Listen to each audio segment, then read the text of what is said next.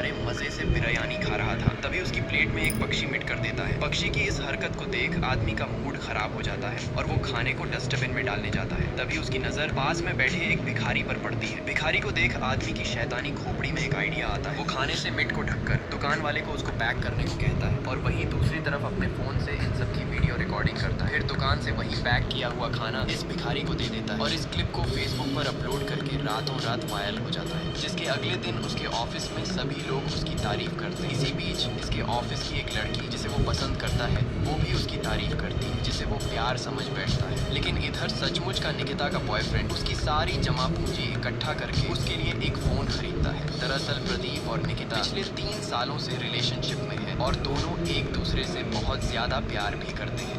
प्रदीप और निकिता पिछले 3 सालों से रिलेशनशिप में हैं और दोनों किसी परेशानी के बिना अपनी इस रिलेशनशिप में बहुत खुश थे। अब ऐसे ही कुछ दिन बीत जाते हैं और एक दिन प्रदीप का फोन उठाने पर उसे कुछ भी सुनाई नहीं देता। इधर प्रदीप बाबू सोना कहते हुए छत पर जाता है, पर अब तक निकिता के पापा फोन से ब्लूटूथ कनेक्ट करके उन दोनों की सारी बातें सुन चुके थे। फिर वे निकिता से अगले दिन प्रदीप को घर बुलाने को कहते हैं और अगले दिन जब प्रदीप निकिता के घर आता है तो निकिता के पापा प्रदीप से कहते हैं, मुझे तुम दोनों की शादी कराने में कोई एतराज नहीं है, पर मेरी भी एक शर्त है, तुम दोनों को एक दिन के लिए अपने अपने फोन एक दूसरे को देने होंगे। इसे सुन दोनों उनकी बात मान लेते हैं, लेकिन फोन एक्सचेंज होते ही दोनों की फटी पड़ी थी कि कहीं उनका फोन एक दूसरे के सामने खुल न जाए। थोड़ी देर बाद ठीक ऐसा ही होता है जब निकिता के फोन पर उसके पुराने एक्स का मैसेज आता है। उसे देखकर प्रदीप भी उसके साथ चैटिंग करता है, पर सामने वाले को बाबू सोना कहते देख प्रदीप अब समझ जाता है कि निकिता उसको प्यार के नाम पर अभी तक बस धोखा दे रही थी। अब प्रदीप निकिता के एक्स से ऐसे ही निकिता बनकर मैसेज करने लगता है, जिससे निकिता का एक्स सच में उसे निकिता समझकर सारी बात बताने लगता है।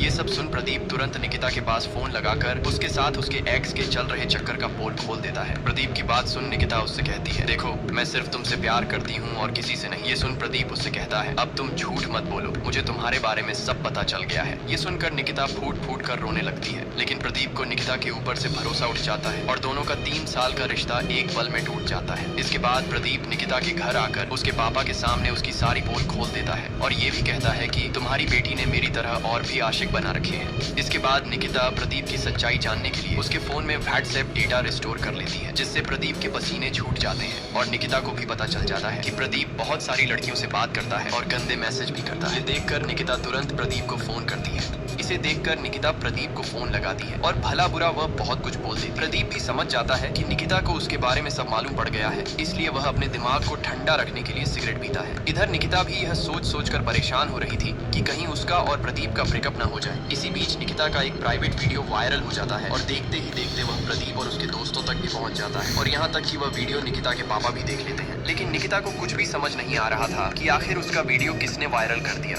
इसलिए वीडियो डिलीट करवाने के लिए वह अपने दोस्त को फोन लगाती है, लेकिन यह वीडियो देखने के बाद उसका दोस्त भी उसकी मदद करने से मना कर देता है। तभी निकिता के पापा उसके पास आते हैं और उसे मारने लगते हैं। निकिता उन्हें सब समझाने की कोशिश करती है, लेकिन वे कुछ सुनने को तैयार नहीं थे और उसे अपने घर से बेदखल कर देते हैं।